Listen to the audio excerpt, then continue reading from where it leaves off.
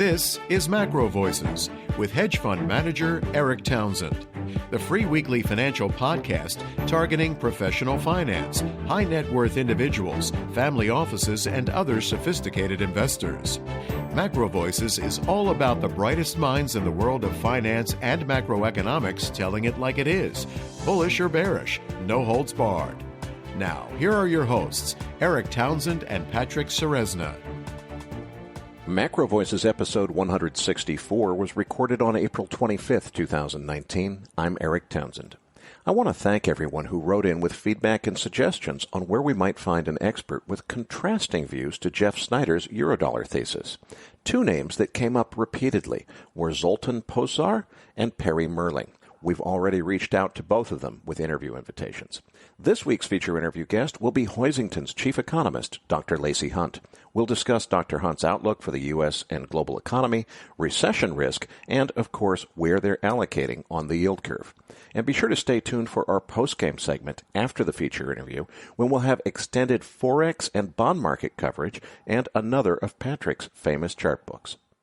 And I'm Patrick Ceresna. Now, Erik, that S&P 500 is literally pivoting off of the double top retest and has not shown any signs of going higher or lower. Which one is it? What's your thinking? Well, that's clearly the operative question. As I said last week, the really important tell here is going to be, do we get a failed rally shy of the previous high? And in order to call it a failed rally, we'd have to see a significant move down, not just the little blip we had this morning. Are we going to see that, or are we going to see a retest double top scenario where the market kind of doesn't go substantially higher, at least initially, or are we going to see just a breakthrough to new highs? That really is going to be an important tell, and we don't quite have the answer yet. So far as I can see, I think this tape still has some momentum to it. Now, that's totally at odds with my fundamental view. If the market was listening to me, it should have rolled over to the downside a long time ago. I think we're headed into recession. I think economic conditions are worsening. I think bond yields are telling us where the market is eventually going to head. But so far, they're not listening to me. I don't have any reason to think they're suddenly going to tune in this week and, Erik told them the market should go down and start selling. So I won't be surprised if we get at least a retest and maybe even a breakout to new all-time highs. Doesn't make any sense, but if I look at the tape, I don't really see signs of exhaustion or reversal here, at least not yet. All right, well, let's move on to the U.S. dollar index because, well, it looks like it's moving. What's your thinking? Woohoo! Daily close over 97.50 is precisely the signal that we've been talking about and waiting for weeks and weeks and weeks, and we finally got it. But of course, as the old saying goes, one day does not make a new trend. To my surprise, some of our favorite people, some of our past guests on the program, are fading this move, recommending that their clients short the dollar here.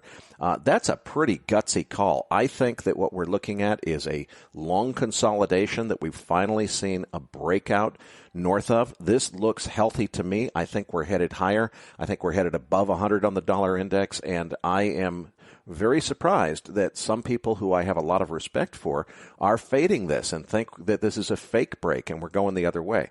I will acknowledge that one day does not make a trend, so let's wait and see how it looks next week. But certainly, if we stay above 97.50 for the next week, that really says to me that the move is on and that we're headed toward higher numbers. But Patrick, this is an important signal for sure. So I think what we need to do is go the next level on this and dive into not just what's the dollar index doing, but what's the euro and all of the other currency pairs that make it up. So let's come back to this subject in post-game. And I know you've prepared an excellent chart book getting into the individual currency pairs so we can look at what's going on behind this move in the dollar. Absolutely. So I wanted to, though, touch on to crude oil because I wanted your take on this. I'm personally shocked at how relentless the rise has been in oil. Today we see the first down day. We're trading somewhere close to $65 at the time of recording here. What's your take on this? Does oil still have more gas in the tank? Well, the catalyst for this latest push up was clearly news coming out over the weekend that the United States was not going to renew exemptions that they had granted to Iranian oil sanctions. Now, at first it sounded like, that's it, the jig is up, there's no more, and then it became clearer into the week, maybe in reaction to how quickly the price moved up. They said, well, actually, we're phasing it out over the next 6 months to a year, so it's not happening overnight. In any case, that news seems to have been the catalyst for this latest wave higher. I do think that the market looks tired. We're seeing signs of exhaustion in the tape, but frankly, we've been tricked by a few bear traps in the past. Patrick, as we came into the pit close on Thursday afternoon at 2:30, there was a sudden puke and dramatically lower prices. Looks to me like somebody was trying to bang the close and get a number below the 5-day moving average on today's close. Now, there could have been some fundamental news that came out that I just haven't seen yet. That only happened a half an hour ago. We're recording around 3 o'clock right now. But so far, that move below the 5 seems to have stabilized after the close. It isn't continuing to sell off, so it looks to me like that was more of last-minute tape action before the close as opposed to new fundamental news driving the market. We're still above the 8 and 13-day moving averages. It looks to me like we could see the beginnings here of a rollover, but boy, how many times have I said that in the last couple of months, only for the market to power higher? So I'm not going to short this thing until I see a daily close below the 5, 8, and 13-day moving averages and really get confidence that the move is over. But I do think that the tape is looking kind of tired here, and from a fundamental standpoint, I think it should be rolling over. It's just I've been caught wrong-footed too many times to take the risk of a short right here. Eric, how did those inventory numbers come in? Well, crude oil building 5.4 million barrels. Needless to say, that is a good reason to explain why the tape seems to be running out of steam here. But this sudden move down that we saw into Thursday's close was not a reaction to inventory. Going back to the inventory numbers, Cushing, Oklahoma, building 463,000 barrels. Gasoline drawing down 2.1 million barrels. Distillates drawing down 662,000 barrels. So that big build in crude inventory offset slightly by a gasoline draw, but not nearly as big as the build in crude. I think that's why the market kind of ran out of steam for the last couple of days after inventory. But frankly, we've seen this pattern before where bullish inventory reports seem to be putting in a top in the market. There was weakness for a day or two, and then it just powered higher. So it'll be really interesting to see what Friday's tape action brings us. We moved back up to 12.2 million barrels of U.S. production. That is an all-time high. It's not a new all-time high. We hit that all-time high several weeks ago. We ticked down to 12.1. Now we're back up to 12.2. It's going to be really important to watch U.S. production. Some declines in the rig count have suggested, and I think this is led in part to some of the bullish speculation that we see in the market. A lot of people are concluding, okay, rig count is rolling over. That means production is about to top out and start going precipitously down. I think that speculation is driving the market. Are we really going to see production top out here and start moving back below 12 million barrels, or is it going to stay stable to higher? That's going to be really important to watch in coming weeks. In any event, let's see what happens. All right, well, let's move on to gold, because with the dollar move the way it's happening, I would have thought we would have seen a bigger response from the shiny metal, and it seems to be flat on the day in spite of this big dollar move. What's your thinking here? That definitely is what has caught my attention as well. I don't have an explanation for it, but, boy, this breakout in the dollar, I was expecting that to be the signal that was going to greenlight the next move lower in gold. And we actually saw, as the dollar was breaking through 97.5, gold was up on the day, and it's retraced some of that now. But, boy, why are we seeing, is it the beginning of that new regime that we've been predicting would eventually occur where gold and the dollar move up together on a secular basis? Well, we kind of thought that was starting a couple months ago. We talked about that, and just as we were talking ourselves into it, we saw some moves where both the dollar and gold were moving down on the same day. So the correlation is not as reliable as it used to be, and to my surprise, we're seeing that strength. I don't have an explanation, but I'm watching it closely. Well, let's move on to the 10-year Treasury yields, because we've dropped now down to about the 253 level on the yield on Thursday at the time of recording.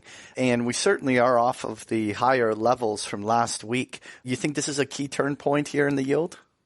Yeah, I really do think that it is. If we look at going back several months to what the pattern has been, we were stuck between 2.60 and 2.80 on the 10-year yield for I forget how long. When we broke through 2.60 to the downside, higher in price, lower in yield, we went all the way from 260 to what was it, 237, 238 in a matter of a week or two. So there was that sudden break. Well, what happens when you have a really important break? Oftentimes, as you know in technical analysis, Patrick, what was previously resistance has to be retested as support. So after getting all the way down to the high 2.30s, we came back to, I don't know if it touched 260 this week. It certainly was within a couple of basis points of that, 258, 259 in there somewhere. Basically retesting that 2.60 previous resistance level in price, support level in yield, now testing it from the other side. It seems to have held. We're moving in the other direction. 2.53 as we're speaking on Thursday afternoon really says to me the next test is can we get back down below 2.40 again and continue this move. So as I said last week, I think the buy the dip opportunity was that retest of 2.60, and I think we're headed lower from here in yield. Certainly, Dr. Lacy Hunt, I think, will agree with that view, although his views tend to be much longer term and not so much focused on what's going to happen in the next few weeks. I think that the signals we're seeing are that 260 that was previously a support level in yield or resistance level in price is now working in the opposite direction, and I think that the next big test will be a closing print below 2.40, especially a weekly close below 240 would really confirm that we're headed higher in price, lower in yield. All right. Well, this week's featured interview guest is Hoisington's chief economist, Dr. Lacy Hunt. Now, Erik, why did we invite Dr. Hunt back this week? Well, last time we had him on the program, he was the lone voice. Almost everybody in the industry was screaming at the top of their lungs, look at the 10-year breaking north of 3.10.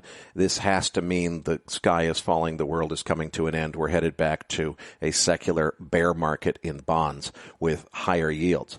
And Dr. Hunt was just incredibly calm, cool, and collected and said, it's lonely sometimes, but I'm sticking to my fundamental view. There's too much debt in the system. It doesn't make sense, and I think this is a false breakout, and it's not going to last. Needless to say, he's been proven right at this point, so I want to get his perspective on where we're headed from here, what the economy looks like, what it's going to mean for other markets, and before I even had a chance to bring up the question of modern monetary theory, he brought it up, and so it's going to be a fascinating interview. All right. Well, Erik's interview with Dr. Lacy Hunt is coming up as MacroVoices continues right here at MacroVoices.com.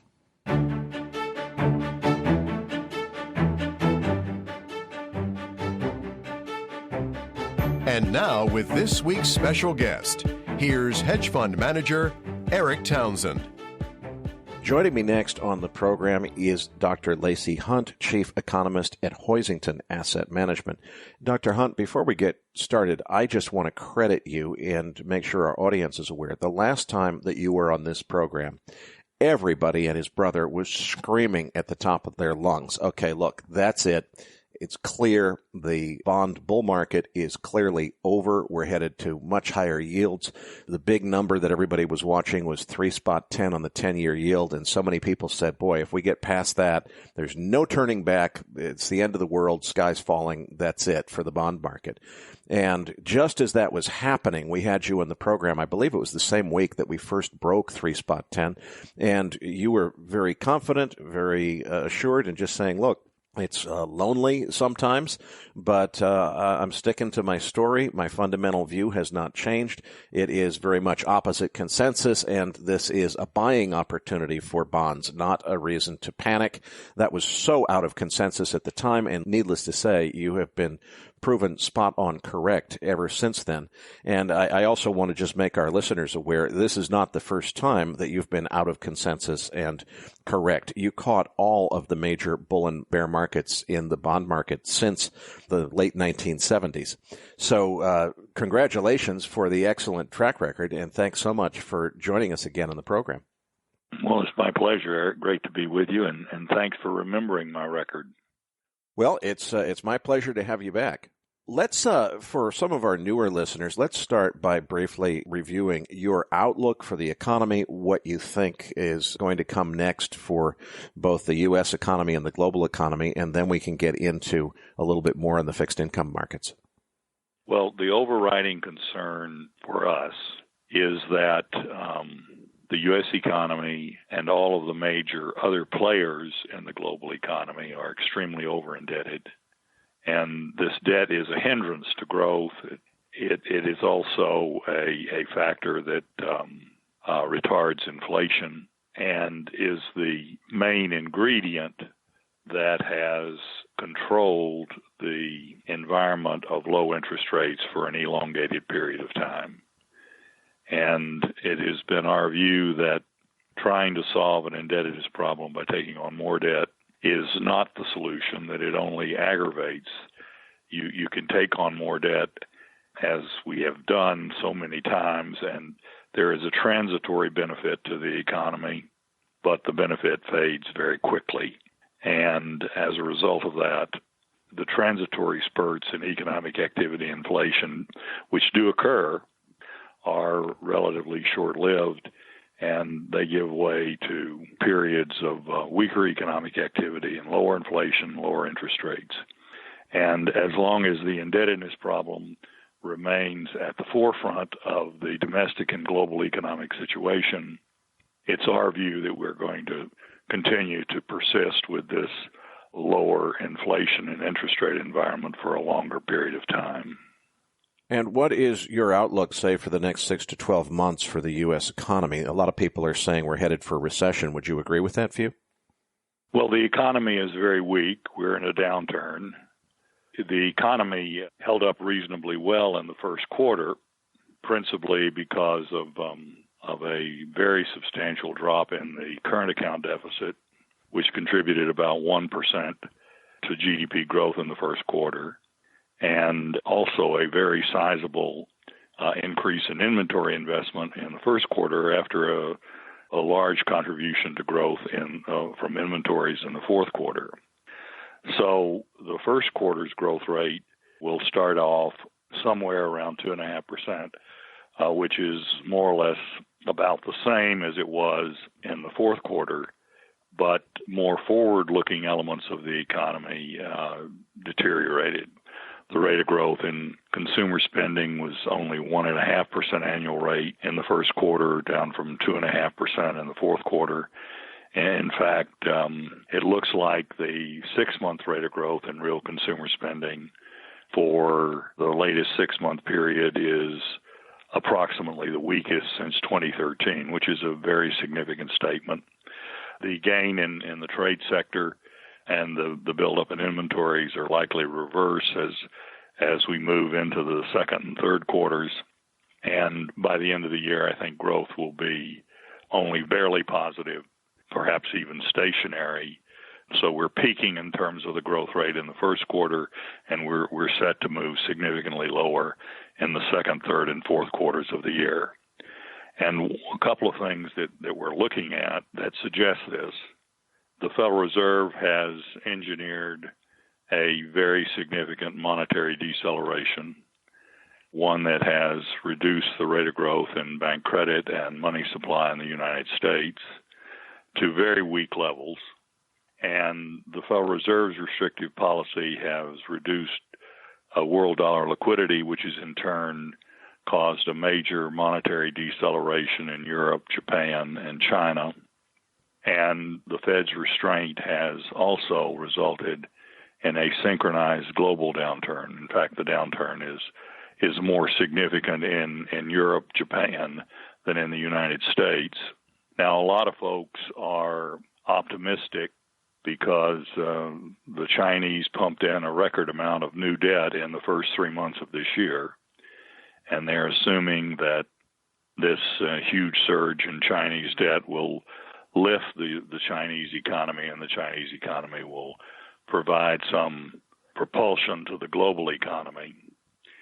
But one of our critical points is that when one looks at the production function of the U.S. and the global function and the global economy, the overuse of a factor of production such as debt capital results in diminishing returns at some point. And we think the Chinese economy is at that point. And so, contrary to most folks that are very optimistic about China's growth picking up significantly as we go through the year, we expect that the huge injection in debt will be very short-lived, and that the Chinese economy will falter as we move into the latter part of the year. And we think this synchronized global downturn is going to be very, very difficult to shake. A couple of things that we're looking at on the monetary side. Last year, at the end of the year, the M2 money supply growth was 4.2%, which was in the lower quintile of growth rates on an annual basis since the end of World War II. And as of the first week in April, the rate of growth in M2 has decelerated even further down to just 3.9%, which is only about half of the long-term rate of increase in M2 since 1900. It's a very, very weak rate of growth. And in addition, bank credit growth has decelerated as one might expect. The yield curve has flattened very considerably, and this tends to undermine the profitability of those that are borrowing short and lending long. And so the monetary policy is constrictive.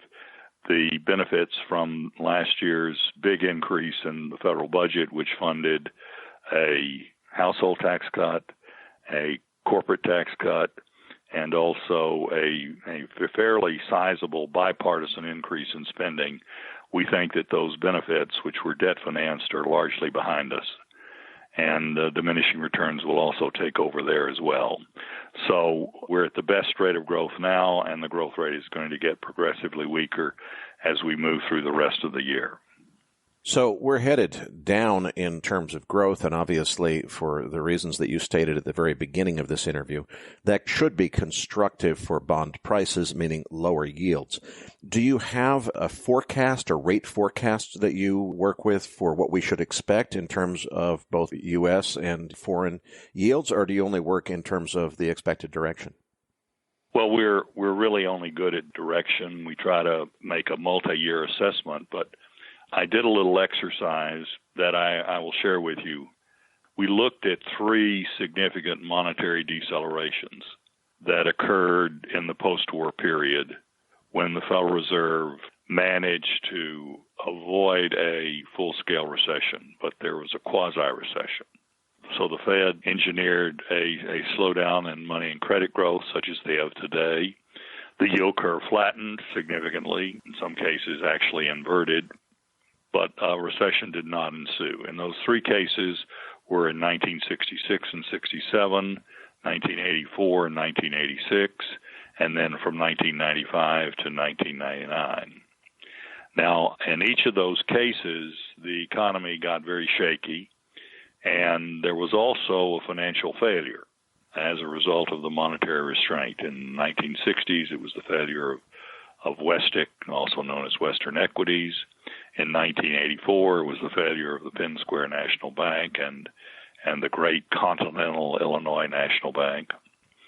And then in the late 90s, it was the failure of long-term capital management. But in each of those cases, the Federal Reserve moved rather quickly, and on average, they cut the federal funds rate by 300 basis points. Even with that, the inflation rate fell by about 130 basis points. Now, here is the difficulty. In those earlier cases where the Fed faced a weakening economic situation, the demographics were better than they are today. Population growth is at an 80-year low. The economy was not nearly as over-leveraged as it is today, and the global economy was considerably stronger. So those earlier cases presented the Fed with a better opportunity to get out of the mess, but today the Fed is not in a position to lower the federal funds rate by 300 basis points. We would be constrained by the lower bound. And a drop of 130 basis points in the inflation rate would take the inflation rate down to 5 or 6/10 of 1%, which would mean that there would be some important sectors of the economy that would be in actual deflation. And so the risk is that in the process of trying to contain the slowdown as it moves along this year, we will go back to the zero bound for the policy rates, and they will be stuck there for a multi-year period, much as we've seen in Japan and Europe. And that is the main risk in the interest rate environment as we see it. Now, obviously, they can only go as far as the zero bound until they have to consider other mechanisms of unconventional monetary policy. Do you expect once we get to the zero bound that there's a pause there and they don't go back to quantitative easing? Or do you think that as soon as we get to the zero bound, if the conditions warrant further easing, they go right to more QE? I think that they will take some type of extraordinary measures. I think quantitative easing proved basically ineffective, but because it's an option, a lever they can pull, it's quite possible that they would do so. But here is the risk. The unconventional methods suggest that we will then be stuck at the zero bound for a prolonged period of time, just as we've seen in Europe and Japan.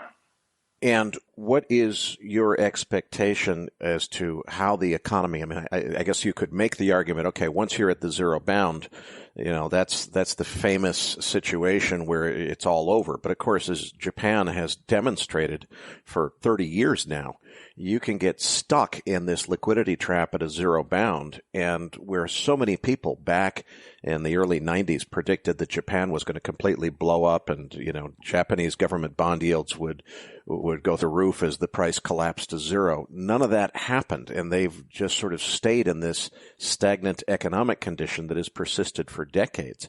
So if we get to returning the U.S. Fed funds rate to zero, and they're considering and maybe using some other extreme methods, how long can that go on before we get to a complete reset kind of situation where the whole system has to come into question?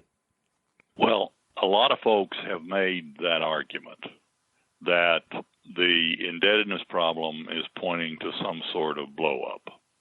And that argument has been made in the case of Japan. And that argument has been made in the case of the U.S.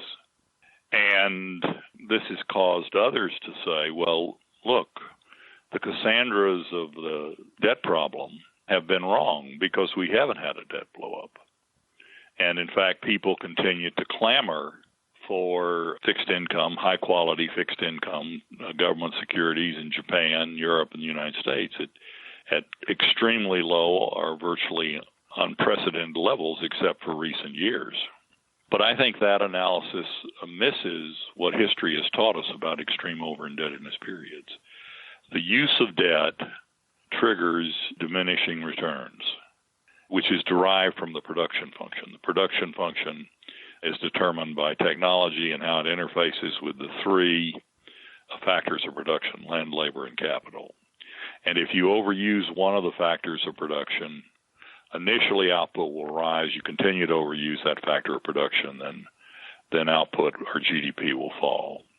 And so what we're basically seeing is that the marginal revenue product of debt is falling substantially as more and more debt is piled onto the system. And so the effect of the debt is more insidious. It's more hidden from view than a crisis. But the crisis is there, and the crisis is what's happening to the growth rate and to the standard of living. If you calculate the rate of growth in real GDP per capita, which is the determinant of the standard of living, from the beginning of the Republic in 1790 to 1999, the growth rate was 1.9% per annum. Now, 1999 is a very critical level because that's when a number of almost 24 different academic studies indicate that debt levels became deleterious in terms of their impact on growth. And it's also the time period in which the GDP generated by debt began to fall precipitously in Europe, Japan, and the United States simultaneously. Since 1999, the per capita GDP growth rate has been 1.2% per annum. In other words, we've lost about 45% of our annual growth rate. Now, I did a little exercise to illustrate this impact. If the GDP growth per capita had been 1.9% in the last 20 years instead of the 1.2, the per capita GDP right now would be approximately $8,000 higher. It would be $64,500 versus $56,700. In other words, the per capita GDP would be 14.6% higher, which would be able to lift economic growth. Economic growth would have been better, would have been lifted the standard of living, would have given greater enjoyment to people, would have produced more jobs, more corporate profits.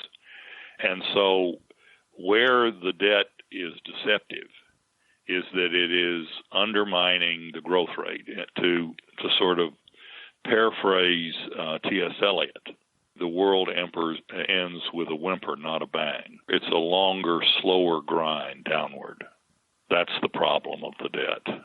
And that's what we've seen in Japan. In 1989, government debt was 60% of GDP. In 1998, it was 80% of GDP. And today, it's in excess of 210%. And the Japanese have had 4 recessions in the last 10 years. The growth rate has been so poor that the population growth in Japan, which was very healthy, was stronger than in the United States in the mid-1970s.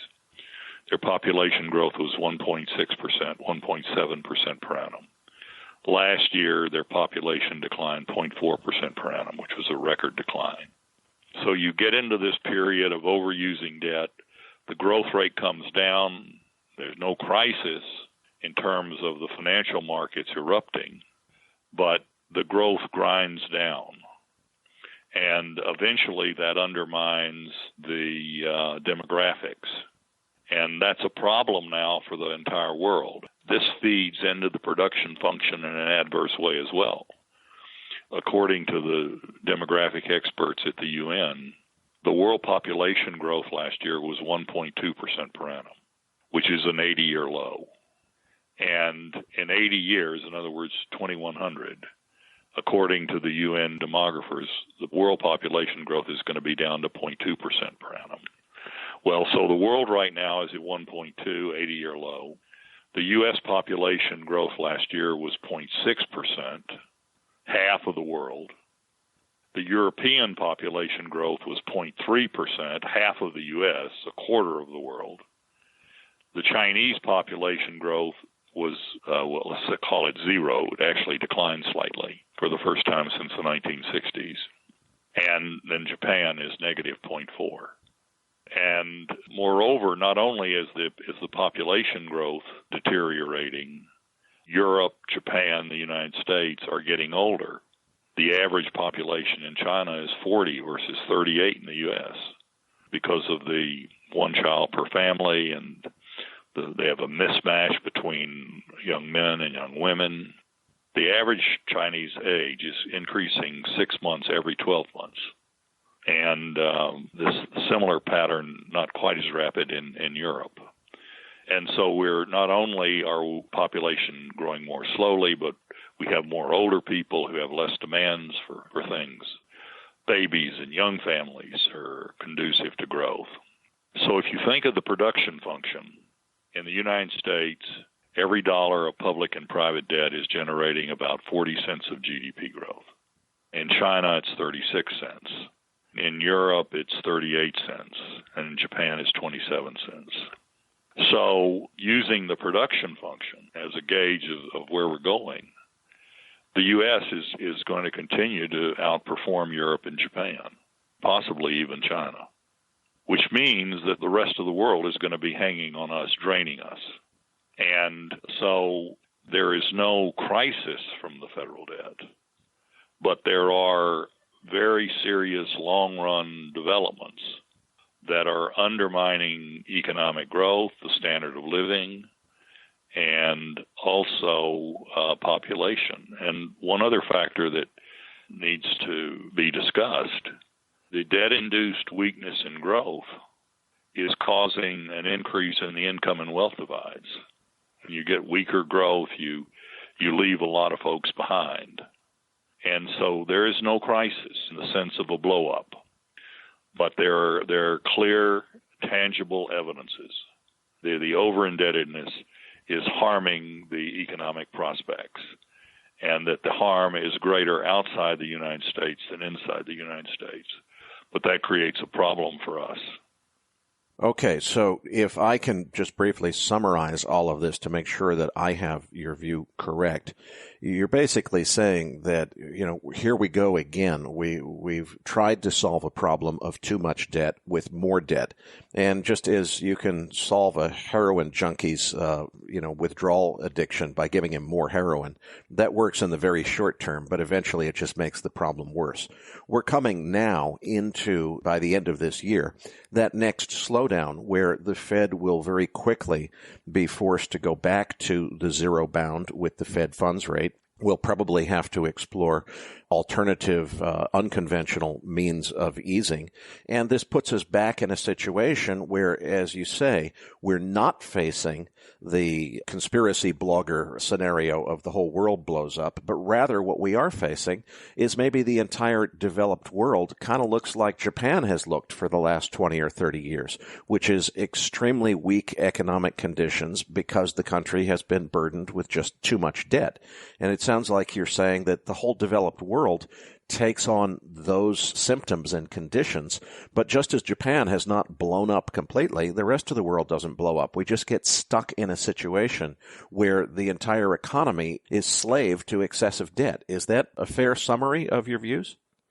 I think it is a fair summary, and I think it is correct with historical analysis. The great David Hume, who is known as the father of the Enlightenment, tremendous thinker, Adam Smith, who was mentored by Hume, said he was the greatest intellect of all, wrote a paper in 1752 called Of Public Finance, which is on the internet. You can read it. It's well worth reading. And Hume looked at all of these cases of extremely over-indebted economies up until the point that he wrote the paper. So he looked at the Mesopotamian and Roman empires and a number of much smaller cases that have entirely been forgotten. And this is what he said toward the end of the paper. When a state has mortgaged all of its future revenues, the state lapses into tranquility, languor, and impotence. And so that's the pattern. It's a long, slow grind downward. And this has led me to develop an interest rate theorem that I think is very useful, and it surprises a lot of folks. But my interest rate theorem is that government debt accelerations lead to lower, not higher, long-term government yields. And when the debt levels are already high and there is an acceleration in debt-financed activity, there's a transitory gain in economic activity, but it doesn't last very long. And then the economy weakens. When the economy weakens, then the inflation rate moves lower. And when the marginal revenue product of debt declines as it does today, it pulls the velocity of money down, which results in additional downward pressure on GDP growth. And so the pattern is toward lower rates. And if you do a little simple exercise and graph the long government yields in Europe versus the government debt to GDP ratio, or just put them on a graph, one on the left axis, one on the right, government debt to GDP, the government bond yield on the other. Do the same thing for Europe, do the same thing for China, do the same thing in the U.S. And what do you see? In all cases, the government debt to GDP ratio is rising substantially and the bond yield is declining, that there's a negative correlation, not a positive correlation. And Japan is more pronounced because they have been in this debt cycle longer than all the rest. We're just in various stages of lag behind them, and that's the course. So there's a transitory gain. For example, the big surge in deficit spending last year, it produced an acceleration in GDP growth in the second quarter, a little bit in the third quarter, but by the end of the year, it was really hard to identify. And I think that that's the case. The benefit from debt-financed activity is very fleeting. There is a benefit, but it does not last very long. And that's what we've seen in Japan in numerous cases, and what we've seen in Europe in many cases, and I think we're going to start seeing now in China, when the big surge in debt that they've engineered this year really doesn't produce the results that it has in the past, because we're further along the diminishing returns curve. Let's focus on that diminishing returns curve, because you said earlier that you expect the Fed, because of economic conditions, to have to take us back to the zero bound. You said because of this diminishing returns curve that it's likely that they will have to do some kind of unconventional policy action, but you said quantitative easing really hasn't been that effective, and of course it is diminishing in its efficacy the bigger the balance sheet gets. So what do you think comes next if it's not quantitative easing? Is it outright debt monetization, or is it something else? Well, there are some folks out there, mainly the modern monetary theorists, that want to make the liabilities of the Federal Reserve legal tender. In other words, allow the Fed's balance sheet to sort of operate as a cash cow and to pay for the Treasury's bills. The Federal Reserve does not have that authority at present. The 1937 Act, the principal author was Senator Carter Glass of Virginia, who wrote also the Glass-Steagall Act, did not intend to give them that authority. He consulted with Irving Fisher of Yale and Charles Whittlesey of Penn and other great monetary thinkers of the time, and they did not give the Fed that authority. The Fed can only use its balance sheet to buy a select group of assets from the banks, government and agency securities, and then those proceeds have to be held at the Federal Reserve Bank. And so the money supply is equal to the monetary base and the money multiplier, which is endogenous and which the Fed does not control. And regardless of what you have heard, and there was once a statement which was eventually corrected from Ben Bernanke that in quantitative easing the Fed was printing money, but the Fed does not have that capacity. It doesn't have the mechanism or the tools to print money. For them to be able to print money, you would have to rewrite the Federal Reserve Act. Now, you could go down that route, but what would happen in that case is in very, very short order, we would get hyperinflation, because the aggregate demand curve would shift upward, the money multiplier would no longer be relevant, and prices would rise as fast as the increase in the money supply, and eventually faster. And something called Gresham's Law would take effect. The bad money would chase out the good money. People would not be willing to exchange money for commodities, return to barter. There would be massive inefficiencies. In the old days, when countries made the central bank's liabilities legal tender, we, of course, had many, many smaller producers who maybe somebody produced eggs and someone produced milk and someone else made bread, and you could then sort of barter. But today we all have specialized skills. It'd be hard to barter specialized skills. And then, of course, we have the mass merchandisers that couldn't operate with a barter system.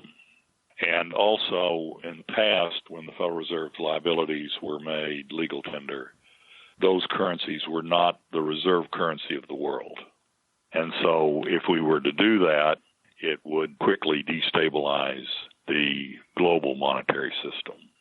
So that's the siren song, and some people are advocating it. But if we were to make the Fed's liabilities legal tender in very short order, nearly 100% of our people would be miserable, absolutely miserable. I want to come back to modern monetary theory and some of the directions it could take us in just a minute. But before we go there, let's come back to the current system, the way the laws are written now, the system that we live in. You've described this scenario of worsening economic conditions, the Fed eventually returning to the zero bound, and so forth. Based on that, I know that your process at Hoisington Asset Management is you basically decide where on the curve to allocate long fixed income investments. So how do you translate in the current environment? Is it all about duration risk, that you're long duration here and going all the way out on the curve, or is it something different? Well, we do have a plus 20-year duration because we've had that for some time. And it's been a bumpy ride. We've had a lot of volatility in the long yields, but let me just give you a perspective. When the Fed first raised the policy rates in December of 2015, the 30-year yield was roughly 3 1/8, and it's been below 3 1/8 since then, and been above. We had 9 increases in policy rates. We had the euphoria of generally rising stock market. But as things stand, as of the end of March, the best performing part of the Treasury curve was the 30-year. You had a higher coupon, and you outperformed everything on the shorter portion of the curve. In other words, the Treasury market was influenced by a whole host of these transient factors, which were very powerful over the short run, but didn't really matter. But what did matter is that the overall economic growth rate has been subpar, and the inflation rate has generally been depressed and extremely low. Not that there weren't individual bouts in inflation. You can get transitory bouts in growth and inflation, but they're not going to hold in this environment. And so it's been our assessment that the best returning asset on the curve would be the long Treasury. And that's where we've positioned our clients and ourselves, because we invest with our clients. Okay, so the view in the world as we know it, the current system, is we're in a disinflationary to possibly even deflationary risk scenario. We're in worsening economic conditions. The place to be is all the way out the curve, long duration risk, and that makes perfect sense. Now, I want to come back to your earlier comments about MMT, and let's take it even a step further. You know, one of the things that Neil Howe's work on generational cycles teaches us is that in periods of history like this, we tend to go not only to extreme leaders, but often society will pivot from one extreme to the other. So let's assume that your scenario plays out. The economy worsens through the rest of 2019. We go into the election year of 2020 in either recession conditions or rapidly approaching recession conditions. It's not looking very good for the incumbent party. Suddenly we end up with President Bernie Sanders, Vice President Alexandria Ocasio-Cortez, and they appoint Professor Stephanie Kelton as the new Federal Reserve Chairman. Stephanie Kelton, of course, is one of the major proponents of modern monetary theory, the view that it's perfectly okay for the government to create as much money as necessary as long as there's not an immediate inflation risk. It seems to me, and obviously that's an extreme hypothetical, I don't know that we would ever get there, but for sake of argument, let's assume that there is a pivot in social mood to where suddenly more government spending, things like universal basic income, using modern monetary theory to pay for more social spending, forgiveness of student debt, maybe even government subsidized free university tuition, those kinds of things that the political left has begun to focus on sort of come true in terms of those people coming into power. What does that do to your outlook for fixed income? Because obviously those would be very inflationary conditions. Well, if you make the Fed's liabilities legal tender, then all bets are off. And the inflation rate would begin to rise rapidly, and that would require a different investment strategy. There's no question about that. But if there's an attempt made to rewrite the Federal Reserve Act, you're going to have a little bit of time, because it would have to go to the House and the Senate. They'd have to pass compatible bills and go to the President. Under the right political circumstances, they could do that. But even in the best of circumstances, the process would take a little time. And so that would give investment managers an opportunity to reposition their portfolio. I might also add that the leadership of the Federal Reserve would have to be changed. That could be done as well. But all these things would take time, couldn't be done overnight, because the Fed does not have the current capacity. Now, you might do something like this. You might say, well, we'll have an announcement from the Fed that they will increase the balance sheet. If the deficit's going to be $2 trillion or $3 trillion, they'll increase the Fed's balance sheet $3 trillion. But we already tried that in 2012 and 2013. The increase in the Fed's balance sheet in those 2 years equaled the budget deficit. But you see, in that particular case, existing under the Federal Reserve Act, the money supply is still equal to the base times little m, the money multiplier. And so you would have the Fed buy the government securities, but the banks would not be able to employ it unless they had the capital to utilize the excess reserves, which was the same problem that constrained the banks from turning the balance sheet into an acceleration in money supply growth. And so when we had quantitative easing, the Fed's balance sheet quadrupled, but the money multiplier dropped from 9 to 3, and the rate of growth in money supply did not accelerate. The only thing that would really be different would be if there was a concerted effort to make the Fed's liabilities legal tender. And my read is that requires a rewrite of the Federal Reserve Act and also some other companion legislation as well. Could be done under the right political circumstances, but as for the time being, it cannot be done. And do you see that as, let's say, in the next 2 to 3 years as we go into the next presidential race, if there was a substantial change in national leadership in a new presidential election, do you think that scenario where the Federal Reserve Act gets rewritten as you describe, is that a 1% possibility or is that a 70% possibility? I think it's very low because keep in mind that even advocates of greater budget deficits, such as Paul Krugman and Larry Summers, have said that modern monetary theory is not workable. There's an outstanding article by Ken Rogoff at Harvard about the unworkability and what it would mean for higher inflation. So I don't see mainstream academic economists supporting it. And I certainly don't see the Federal Reserve community, the Chairman Powell has come out against it. It would take a cataclysmic political shift to want to rewrite the Federal Reserve Act to do that. Okay, so we'll categorize that as an extreme outlier, but still a plausible risk considering that we're in a very interesting economic environment. It's sobering news, to say the least.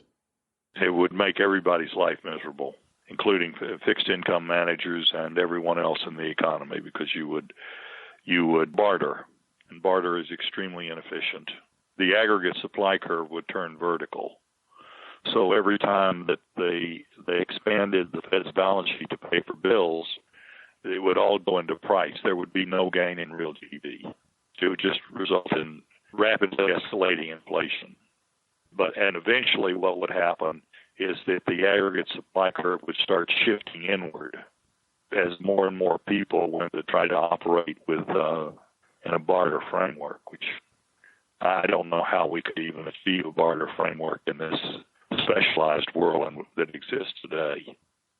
Well, and of course that would probably create an opening for alternative currencies, whether they be cryptocurrencies or otherwise, to begin competing with government-issued currency on the argument that they're more stable and less subject to inflation. Well, the main thing to understand is that Gresham's law would take effect.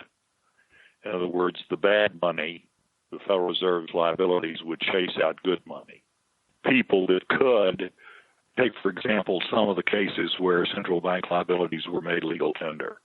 This was done by the Chiang Kai-shek government in 1935, and it was done by the Weimar Republic in the 1920s. Done by Yugoslavia at the end of World War II, Hungary at the end of World War II, numerous cases in Latin America in the last 30 to 40 years, happened in Venezuela contemporarily. In the late days of the Roman Empire, there was no central bank, but what was done was the pure metallic coins were replaced by worthless metal coins. And people wouldn't use them, wouldn't accept them, so they resorted to barter, which even then was complicated. In the Bourbons of France, they had become extremely over-indebted to finance what was known as the 7 Years' War in Europe, the French and Indian War in the U.S., the American Revolution, and they continued living beyond their means. The government of Louis XVI was unpopular. They couldn't pay off these debts, but they continued their high living style So they began issuing worthless metallic coins, same effect. So people that could move their assets into assets that held value, move some into foreign countries or what have you. But that would be very, very difficult in the current environment because the U.S. dollar is the reserve currency.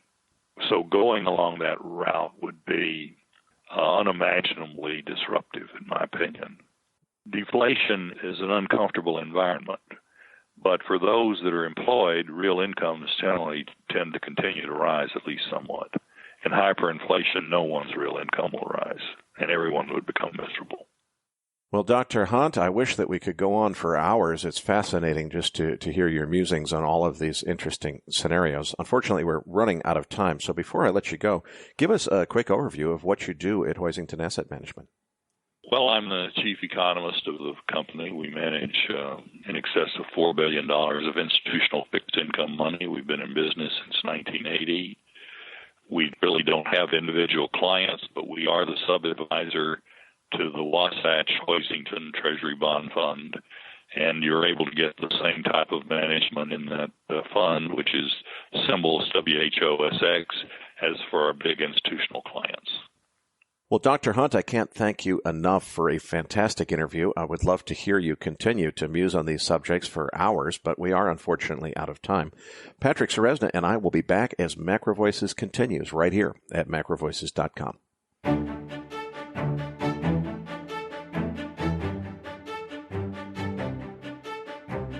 MacroVoices is a listener-driven program.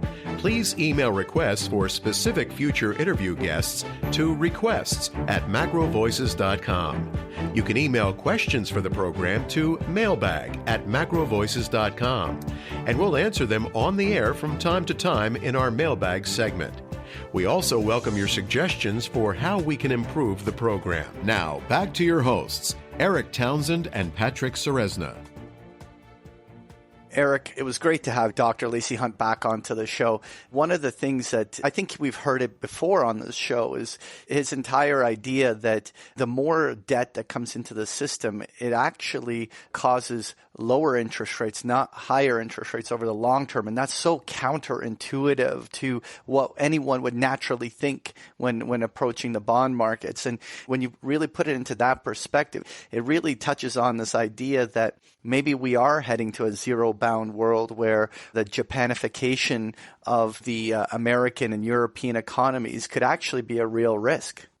Well, Patrick, I think you hit the nail on the head, and it's so fascinating to me. I think Dr. Hunt makes a perfect argument, and it makes perfect sense, which is, look, if you're talking about emerging market debt, little countries that are not systemically important to the international monetary system, definitely the way it works is too much debt causes a loss of confidence in that country's ability to repay that debt. That results in much higher yields. I don't think Dr. Hunt is disputing that for a second.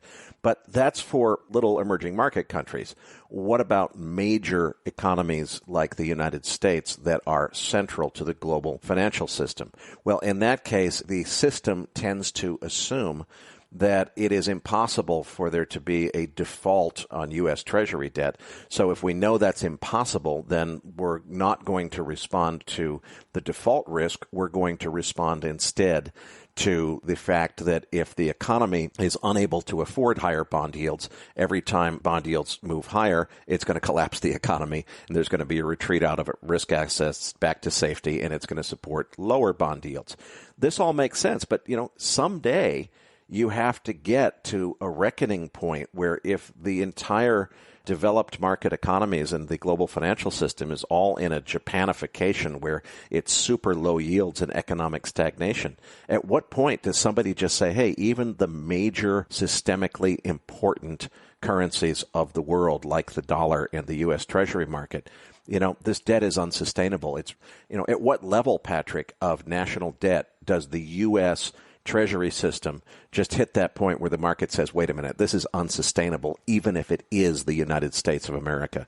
Is it 20 trillion, 30 trillion, 40 trillion?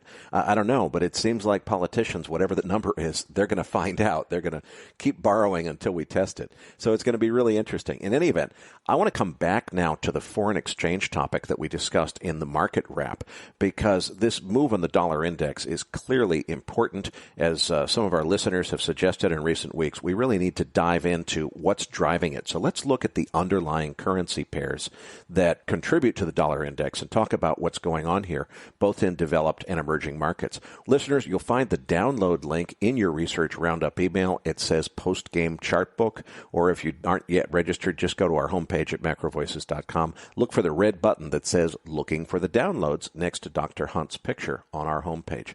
Patrick, diving into page 2, we're looking at the dollar index on a weekly chart. Talk us through what we're looking at here. Well, to the visible eye, any technician can identify that the dollar index on a weekly chart basis here has broken out. Now, the week isn't over, so there's always something that could happen the day after we're recording this on Thursday. But this is definitively a breakout, but it reminds me of the circumstance when we were talking about this back in November. So if we rewind a little bit earlier in 2018, we had a huge breakout in the dollar. In August, in the middle of August of 2018, it made its high near about the 97 level. And then several months later, as we approached November, it actually broke to a higher high. And it was in the middle of November where we went and popped almost a 1 point higher, approaching but didn't print 98 on the upside. And we were asking the same question we are today. Is this the breakout? Is this the beginning of the next trend? And rather than that marking a new breakout, we ended up falling into a 6-month consolidation. And obviously, you were saying in the pregame that there was a number of our past guests that are attempting to even fade this dollar move. And that's a pretty bold thing, but I mean, it does remind me a lot of November. And back then, they would have been right. And so I'm dying to find out whether this breakout is for real. Because if it's for real, I don't see how this doesn't stop without a full retest of the 2016-2017 high on the dollar index at 104. And so I don't think it's going to take more than a couple of weeks for us to find out whether this actually turns into a big breakout with some serious momentum. Well, Patrick, I think the key to this is there's two narratives that people are talking about. You can discuss the fundamentals of the U.S. dollar. That is to say, what should the U.S. dollar be doing relative to other currencies based on the usual factors of interest rate differentials and the health of the economy and so on and so forth. If you look at it that way, it's easy for me to see why some people are very dollar bearish and they have this view. But I think what's going on is what I believe is truly driving this market is people are just starting to figure out Jeff Snyder's narrative, the one that says, look, this is not about the U.S. dollar being the white knight in shining armor that comes racing in because the U.S. economy is perfect and everything's great. This is about a dollar liquidity squeeze, which is driven by a breakdown in the functioning of the offshore Eurodollar system that is not resulting in everybody thinking the dollar is a better currency. It's resulting in a dollar squeeze where we don't have a sufficient supply of dollars to satisfy the needs of the global economy, with the emphasis on global. This is about international capital flows. It's all about Jeff Snyder's interview that we just did last week. And I think what's going on here is people that were focused on that fundamentals of the dollar view are starting to come around and say, wait a minute, it's the Snyder story. That's the one that's actually governing here. And I think that when more people figure out that's what's happening, you could see a dramatic acceleration to the upside. Right. And so on chart 3, I want to move on here, Eric, because on chart 3, I put up the chart of the euro. Now, this is important to me because as we've mentioned many times on the show, the dollar index is heavily weighted to the euro. Something like 57% of the index is made up of the euro. So in my mind, I was thinking, well, what could be a fake out? It could be a fake out if the move was only happening on the euro, but the other currencies were not confirming. And so here on page 3, I just show the euro breakdown. And with the economic weakness we're seeing in Europe, it's certainly not out of line for this to continue back down toward its 2017 lows. I mean, it's a number we've seen just a few years ago. But what was fascinating to me was that there's a lot of other currencies that are weakening at the same time. Particularly, I don't have the Canadian dollar here, but the Canadian and Australian dollar, on page 4 I have the Aussie dollar there, are both weakening down to the bottom end of the ranges. Now, there was that one little mini flash crash liquidity event on the Aussie dollar that printed down toward under 68 cents. But overall, the vast majority of the volume that is traded on the Aussie dollar has been in this 70 to 72 cent range. And it really looks like that Aussie is rolling over and going to break down. And you're seeing that same pattern on the Canadian dollar and a number of the emerging market ones. Okay, Patrick, so the question on my mind, we're seeing developed markets really confirming what the dollar index chart is showing us. What about emerging markets, though? Well, this is the interesting part, is because the emerging markets are showing considerable weakness. Outside of those majors, when you start going onto the charts, such as I have the Brazilian real on here, it's now breaking multi-month lows and on the verge of heading back down to its 2018 low. On page 6, we have the chart of the Argentinian peso. Obviously, Argentina has its own fundamental issues, but it is still making fresh multi-year lows here at these prices. You go to the Turkish lira, and the situation in Turkey continues to worsen, and the currency is once again breaking down to multi-month lows, heading almost looking like it's heading right back to those 2018 lows.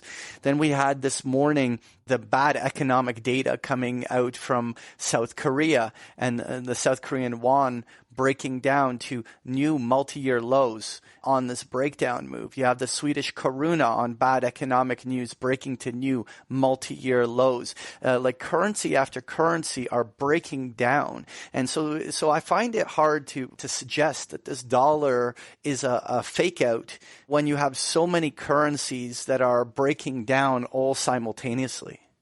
Well, Patrick, everything that you're saying completely confirms in my mind my strongest suspicion, which is I think this is not about fundamentals of currency trading. I think this is about a dollar short squeeze, and it's about a lack of there being sufficient dollars because of the breakdown in the offshore eurodollar system to supply the requirements of the global marketplace. And what it says to me is the dollar is going to continue to squeeze higher against everything, which is what's going on here. Absolutely. So in my view, obviously, we're going to want to give the dollar the benefit of the doubt to kind of prove to us from a technical perspective that there's real follow through. But to me, there's a lot of holes in the dam and the water's starting to break through. I'm feeling that this, after a 6-month consolidation where the dollar has pretty much been in a sideways range, if this breaks out here, this could be one of the biggest macro events of 2019. Patrick, I couldn't agree more, but let's move on now to the 10-year Treasury yield and look at what's going on there. Well, you were talking about it earlier in the pregame, and I just wanted to use this as a foundation to talk about the next few topics. What I found fascinating, just off the cuff, notice the similar chart pattern on pages 10 and 11 between the path of the 10-year yield and the path of the spread between the euro dollar June and 2019 and June 2020 contracts. The spread is showing what the expected rate cuts are in the next 1 year. And it actually, the chart looks almost the same, doesn't it? Yeah, it does. And I don't really even know if I have a proper explanation why it would. But anyway, I continue to believe at this stage that yields are highly likely to go lower. And we heard from Dr. Lacy Hunt as to why he feels that is the case. And I have to agree in principle with him. But what I find fascinating is that we now have a Fed that's thrown in the towel. No more rate hikes on the table this year. They've basically already drawn out how they're going to stop contracting their balance sheet in the coming months. And we now have a euro dollar market that is still clearly pricing in a rate cut in the coming year, June over June. And that, to me, is the bond market continuing to signal the fact that we are seeing economic weakness ahead. And the slowdown is coming, very similar to Dr. Lacy Hunt's view. But what I find fascinating on pages 12 and 13, I have the credit spreads on investment grade debt over that of Treasury. And on page 13 is the high yield or junk bonds credit spread over Treasury. And what we have is a huge, or not huge, but a significant reversion back to levels where we were through 2017, 2018. And it's almost like the corporate credit markets are basically suggesting that there are no risks of a recession or slowdown, but yet we're getting a completely different message from the Treasury bond market. And I'm trying to square this in terms of which one is going to be proven right on this. Well, this is utterly baffling to me because I've lost track of how many times I've said to myself, okay, this has to be it for high yield. It doesn't make any sense that we have junk spreads at 300 or 400 basis points when you look at just the ridiculous amount of junk bond issuance that has occurred since 2009. All of the triple Bs, we've talked quite a bit on this program about why there is so much both junk and slightly more than junk rated corporate debt that really just, it doesn't make sense. It's going to be unserviceable if we get into an economic downturn. It doesn't make sense that it is priced as high as it is, and the prices keep going higher. And every time that I've tried to short junk, it's blown up in my face, and I've been stopped out of the trade. So I cannot explain this, Patrick. I don't know if you can, but how is it possible that we see all the signs that we're seeing that the economy is headed for recession? We're seeing much lower Treasury yields generally, but junk spreads are basically multi-year lows. Well, you know what? Just like you were just suggesting right over there, that we've been down this road before trying to call these major turning points. Luckily, I've moved to the sideline during the last plunge, but I'm very tempted here to give a shot to the downside for these junk bonds. At some stage, an economic slowdown should cause these credit spreads to blow out, and I think that people are being way too optimistic in this space. But time will find out, won't it?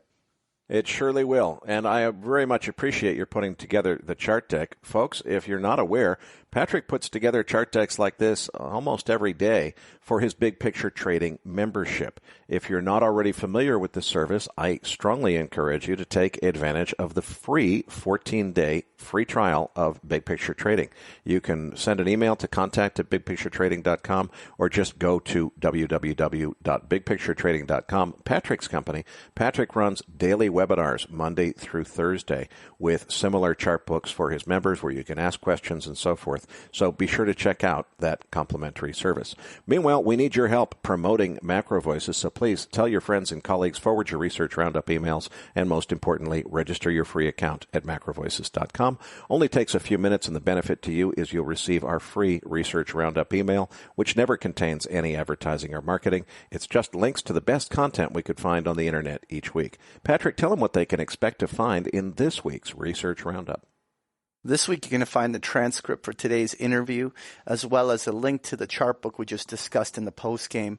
There's also an interesting article from Variant Perception talking about the setback to that Turkish recovery, as well as an interesting article from Daniel Lacaille suggesting that the Eurozone slowdown is far worse than the global one. So you'll find this and so much more in this week's Research Roundup. That does it for this week's episode. We appreciate all the feedback and support we get from our listeners and are always looking for suggestions on how we can make the program even better. Now, for those of our listeners that write or blog about the markets and would like to share that content with our listeners, send us an email at researchroundup@macrovoices.com or tag it with the MVRR hashtag on Twitter, and we'll include it in our weekly distributions. If you have not already, follow our main Twitter account at MacroVoices for all the most recent updates and releases. You can also follow Erik on Twitter at Erik S. Townsend and myself at Patrick Ceresna. On behalf of Erik Townsend and myself, thank you for listening, and we'll see you all next week.